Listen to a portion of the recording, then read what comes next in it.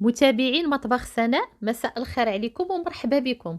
كنتلاقاو في فيديو جديد ووصفه جديده، وكنتمنى تلقاكم الوصفه ديال اليوم والفيديو ديال اليوم وانتم بالف صحه وسلامه. اليوم ان شاء الله كما كتشوفوا معايا غادي نشارك معكم وغنحضر انا وياكم جوج ديال الطويجنات. طاجين جديد من اول استعمال ديالو، والطاجين القديم اللي كيقدام عندنا وكيبقى عندنا مده طويله وكتولي فيه واحد الريحه. اليوم في هذا الفيديو هذا غادي نشوفوا الكيفيه اللي غنتخلصوا فيها من هذيك الريحه ديال الطاجين اللي كيكون قديم، وكذلك غادي نحضروا حتى الطاجين الجديد اللي اول مره غادي نشريوه. هنايا اللي اول مره شريناه وغادي نطيبوا فيه. هنا كما تشوفوا معايا عندي جوج ديال الطويجنات ياك. عندي الطاجين الاول هو راه طاجين جديد، يعني باقي عمرني ما طيبت فيه. فغادي نبداو في الفيديو وما غاديش نطول عليكم. اول حاجه كنبداو بها هي كناخذوا واحد الاناء اللي كيكون كبير او بانيو او سطل اللي كيكون كبير. غادي ناخذوا هذاك الطاجين ديالنا وغادي نديروه في هذاك البانيو او السطل، وغادي نفرغوا عليه، غادي نكبوا عليه الماء. بالنسبه لهاد الطريقه هذه حنايا كنستعملوها لاي حاجه ديال الطين كتكون باقا جديده، سواء كان طاجين ولا كان فراح ولا كانوا دوك المقالي ديال الطين ولا كانت شي قله ديال الماء ولا شي خابيه. دائما بالنسبه للطين الجديد اول حاجه هو كنشربوه الماء، يعني كنخليو ليه الماء. كناخذوا شي حاجه كتكون كبيره، شي حاجه كتكون واسعه، شي بانيو كبير وواسع اللي غادي يهز لينا هذاك الاناء ديالنا ديال الطين، وكنديروه فيه وكنعمروا عليه الماء وكنخليوه لان الطين هو كيشرب. هنايا كيف ما كتشوفوا معايا انا راه شديت هاد الطاجين هذا ودرته هنايا في الماء، ومره مره راني كنزيد ليه الماء وكنغسلو بيدي. علاش كنغسلوه؟ باش كنحيدوا منه هذيك الغبره وهذيك الكحوله اللي كتكون فيه، لان بالنسبه للماء اللي كنديروه في الاول راه اللون ديالو كيتبدل على الماء. الماء كنرقدوا فيه الطاجين ديالنا ولا اي حاجه ديال الطين، راه الماء كتلقاي بانه بحال ولا شويه قهوي، يعني تحيد منه كل شيء هذيك الغبره وهذاك التراب اللي كيكون فيه. هنا بالنسبه للطاجين، يعني حنا لما كنديروه في الماء راه كيبان لينا على انه كيشرب لينا هذاك الماء، والكميه ديال الماء كتنقص. الكميه ديال الماء كتنقص وكتعطينا ريحه التراب اللي كتكون رائعه، واحد الريحه اللي كتكون زوينه وزوينه بزاف. انا هنايا راني وقت ما شفتو نقص ليا من الماء راني كنزيد ليه الكميه ديال الماء. بالنسبه لهاد الطريقه هذه يعني ديال الترقاد ديال الطاجين في الماء، بالنسبه الى حنايا درناها في الصباح، يعني الطاجين ديالنا الى حنايا درناه في البانيو ديال الماء في الصباح راه حنا كنخليوه حتى العشيه، ولا درناه في الليل راه حنايا كنخليوه يبات ليله كامله. المهم على انه خصو يشرب، يعني لما كنحيدوه من الماء ما كينشفش لينا بسرعه، ما كينشفش بالزربه. لان الا كنتو لاحظتوا معايا الفيديو في الاول فانا كنكب عليه الماء وهو كيشرب. وكما قلت لكم هاد الطريقه كنستعملوها لاي حاجه كتكون جديده ديال الطين اول مره خديناها، ولو تكون غير قله ديال الماء. فراه حنايا كان بهاد الطريقه هذه حتى هي كنبيتوها في الماء، كنديروا فيها الماء وكنخليو الماء يبات فيها باش الطين ديالنا كيشرب لينا هذاك الماء.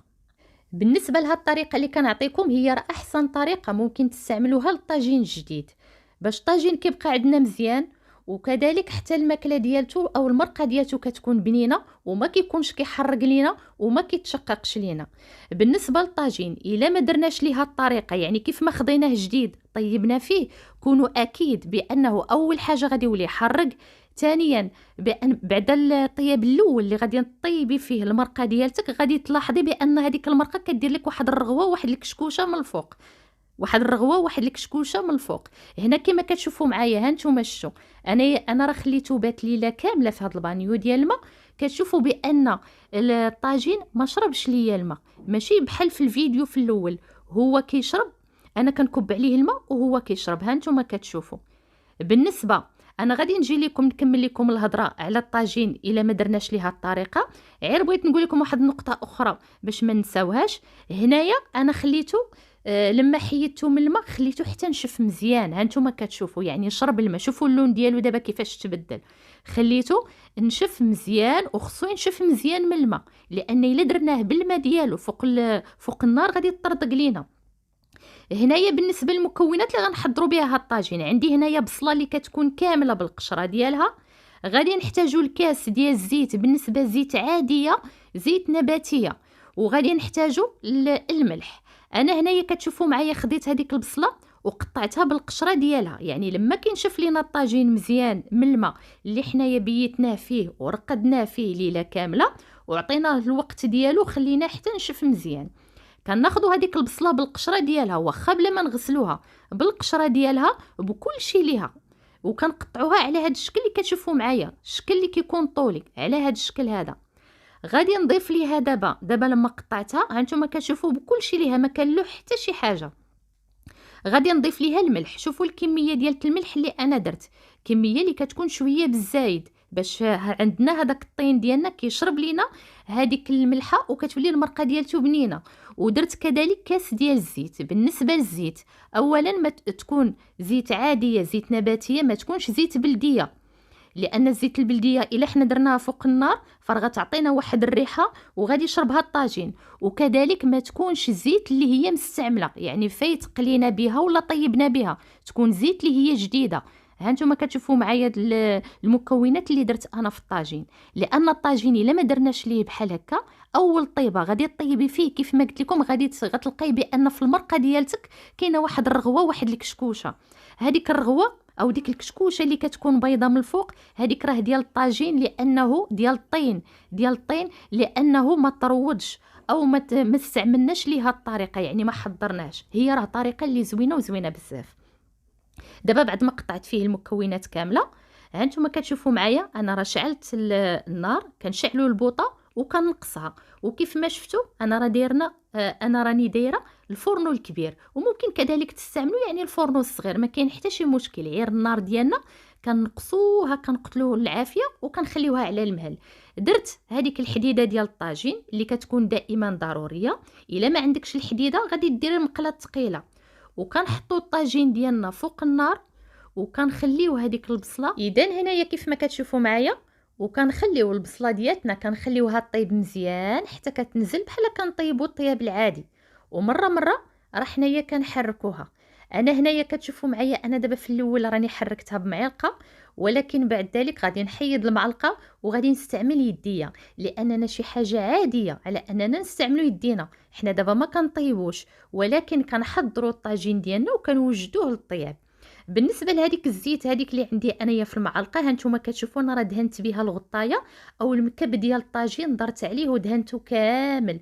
واحد شويه غادي يبان لكم على انه نشف، كينشف لانه ما حدو كيسخن وهو كيشرب هذيك الزيت.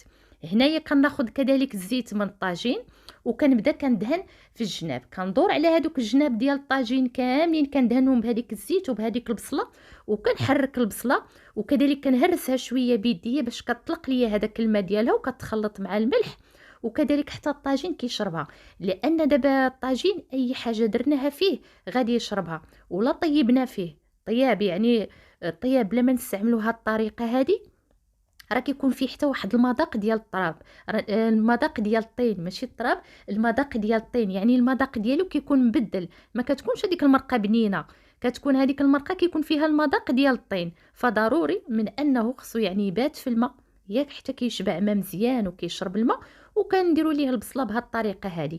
هنايا دابا راه بالنسبه للبصله يعني كنت كندير فيها يديا لما كنت يعني القياس اللي الجهد انا كنقدر نغطس فيه يديا في الزيت وندهن هذاك الطاجين.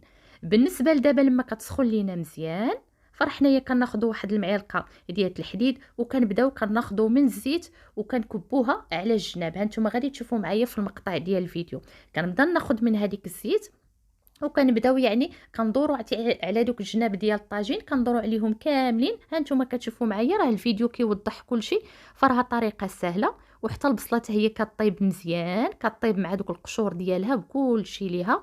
دابا بالنسبه للطاجين واحد شويه غادي نطفي عليه، يعني غير غتقلى ليا البصله مزيان غادي نطفي عليه وغادي نخليه على جنب، غادي نخليه كيبرد، غادي نخليه يبرد مزيان وغادي نمشيو غادي نحضر انا وياكم بالنسبه للطاجين. دابا درنا الطاجين جديد، دابا غادي نديرو الطاجين القديم.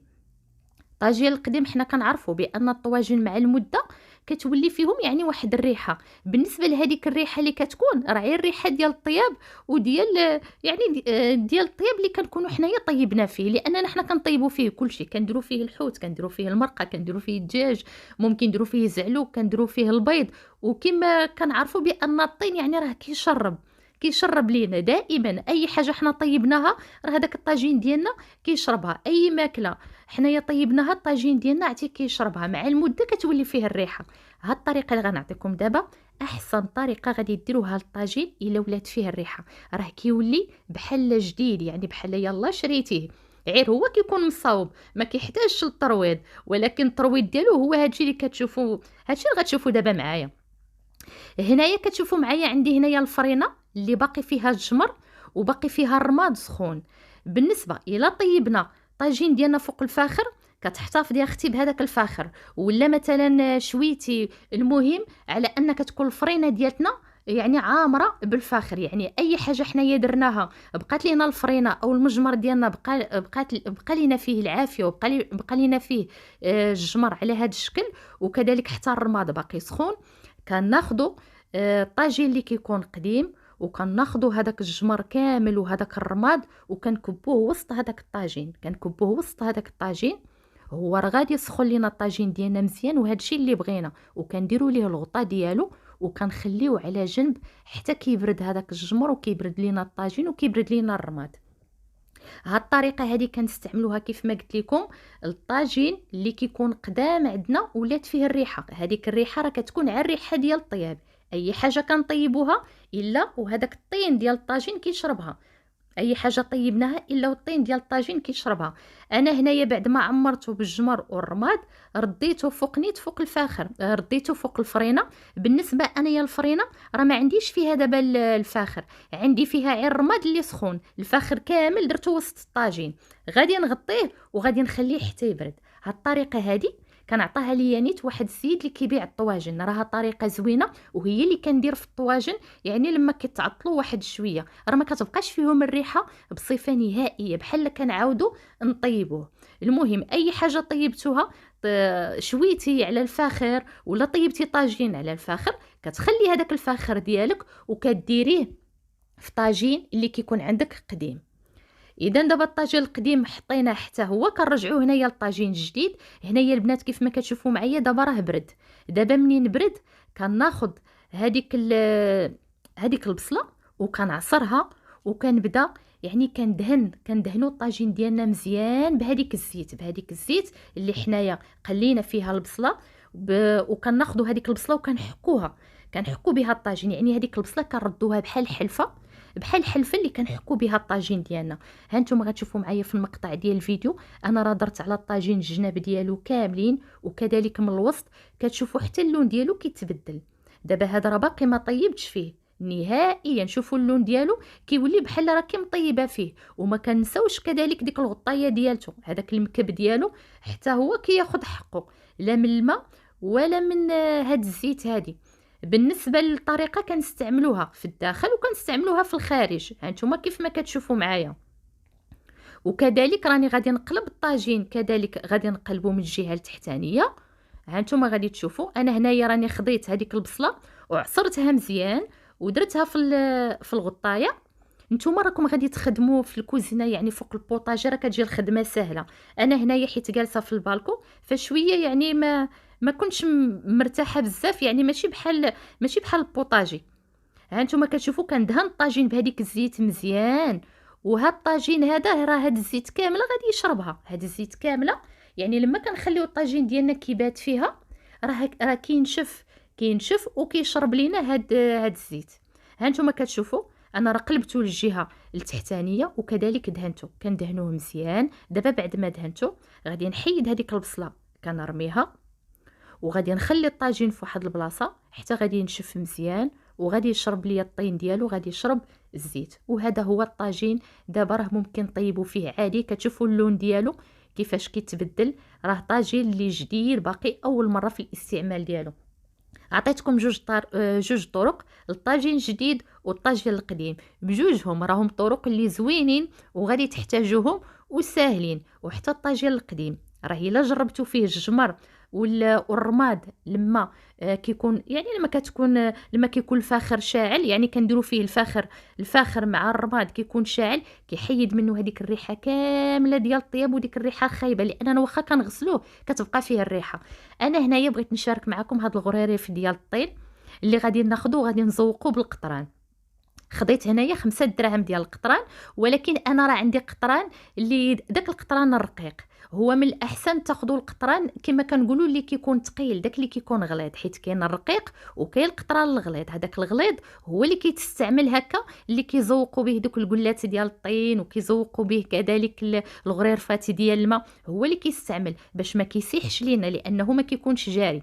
ولكن اي حاجه بغينا نزوقوها بالقطران ما كنديروهاش في الماء. عندي هاد الغراف هذا راه باقي ناشف، هاد الغراف هذا باقي ناشف باش كيلصق لينا القطران فيه. كذلك حتى هادوك القلات ديال الماء ولا الخابيات ما كنديروش لهم الماء في الاول الا كنا بغينا نديروا لهم قطران، لاننا كنعرفوا لما كتكون شي قله فيها واحد شويه ديال القطران ولو عرف ديك الغلاقه الفوقانيه ديالها ولا في القاع ديالها وكنديروا ليها الماء، كتكون ديك الريحه ديال القطران مع الريحه ديال الطين. وكنعرفوا الفوائد ديال الطين، بان الطين كيخلي لينا الماء، يعني كيحيي لينا الماء من جديد، وكتولي فيه واحد الدرجه ديال الاكسجين يعني كثيره. راه الطين كينقي لينا الماء احسن يعني من هذوك القراعي او هذوك البواده اللي كنشريو، هذوك البوديزات او دوك البواده ديال الماء اللي كنشريو هذا الماء المعدني.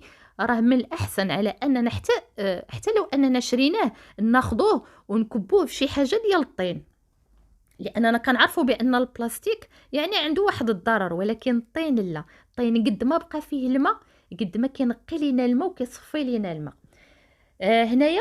هنا كما كتشوفوا معايا انا راه خديت هنا. هو من الاحسن على انكم تستعملوا الليغات وتاخذوا القطران ليغا ولا غير بلاستيكه غادي تدخلي فيها يدك وغادي تاخدي من القطران وكتدوري على ديك الحاشيه الفوقانيه ديال الغراف. وكيف ما قلت لك الغراف كيكون ناشف، ما نكونوش دايرينه في الماء حيت ما غاديش يلصق لينا فيه القطران. ومن الاحسن شوفوا انا هذا حيت قطران رقيق خفيف، كيكون هو كيكون جاري، كيكون سائل، راه كينزل ليا، ما غاديش يبقى ثابت في بلاصتو، غادي ينزلوا لي عتي هذوك الدميعات. داكشي علاش دابا كنقلبوا عتي على فمو زعما باش ما ينزلش ليا. درت فيه كذلك حتى في القاع ديالو واحد شويه، وغادي ناخذ عتي واحد العود ودوك الرشيمات غادي نعلم عليهم. ايوا هذا هو الفيديو ديال اليوم، وهذا الشيء اللي بغيت نشارك معكم اليوم. كنتمنى الاقتراح ديال اليوم ينال اعجابكم، كنتمنى كذلك على انكم تكونوا استفدتوا واستمتعتوا في هذا الفيديو هذا. وما تنساوش اختكم دائما 3 الحوايج كنقول لكم غادي ديروها لي في مطبخ سناء. غادي تشاركوا لي الفيديو مع الاصدقاء ديالكم، وما تبخلوش عليا يعني بدوك التعاليق الزوينه، وكذلك بجيم ما فيها حتى شي حاجه. وانتي يا اختي ولا انت خويا كتفرج غادي دير عتي جيم عتي الفيديو. وكذلك اللي بغيت نقول لكم بالنسبه لدابا لهذا الغريريف هذا، هو لما غادي نزوقو غادي نحطوه غير تماك حدايا في البالكون باش يضربوا البرد باش ينشف مزيان، وغادي نخليه حتى ينشف عاد غادي ندير ليه حتى هو الماء. اذا هذه هي الطريقه اللي الا بغينا نستعملوا القطران في هاد الاواني طينيه اللي كتكون ديال الماء، لان الطين والماء والقطران كتكون فيهم واحد الشريبه اللي كتكون زوينه بزاف.